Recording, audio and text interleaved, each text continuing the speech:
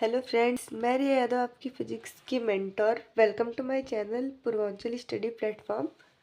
तो आज देखते हैं फिजिक्स का इलास्टिक पोटेंशियल एनर्जी। तो आइए देखते, मज़ा आएगा।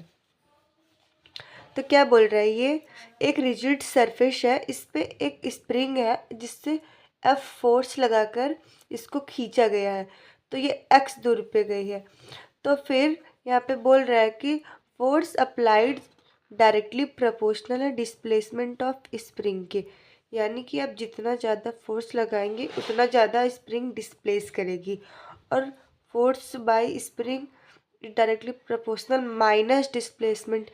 ये तो सीधी सीधी बात है कि जब आप स्प्रिंग पे फोर्स लगाएंगे तो वो भी एक जब आप उसको खींचेंगे तो वो दबना चाहेगी, और जब उसको दबाएंगे तो वो खींचना चाहेगी, अपने ओरिजिनल शेप में तो आना ही चाहेगी।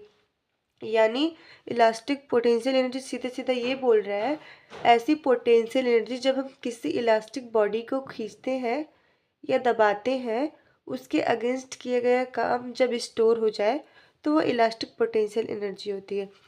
और यहाँ पर F directly proportional minus displacement है, क्योंकि ये तो मैंने आपको बताया कि आप जब इस पे फोर्स लगा रहे हो तो स्प्रिंग भी फोर्स लगाती है अपने ओरिजिनल शेप में आने के लिए। तो वो माइनस, क्योंकि वो अपोजिट डायरेक्शन में फोर्स लगाती है, तो इसीलिए डिस्प्लेसमेंट माइनस होगा।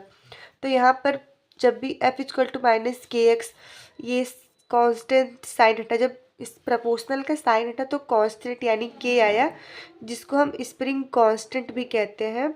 और इसकी एसआई यूनिट न्यूटन मीटर है।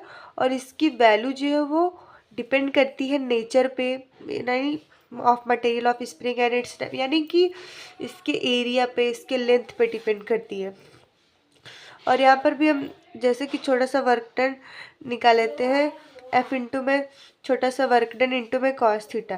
तो एफ कितना है आप देख रहे हैं, एफ के एक्स है। और डी एक्स, यहाँ पर कॉस थीटा की वैल्यू कॉस 180 होगी, और फिर कॉस 180 की जगह पे इसकी वैल्यू -1 हो जाएगी। तो डी डब्ल्यू इक्वल टू के एक्स डी एक्स आ गया।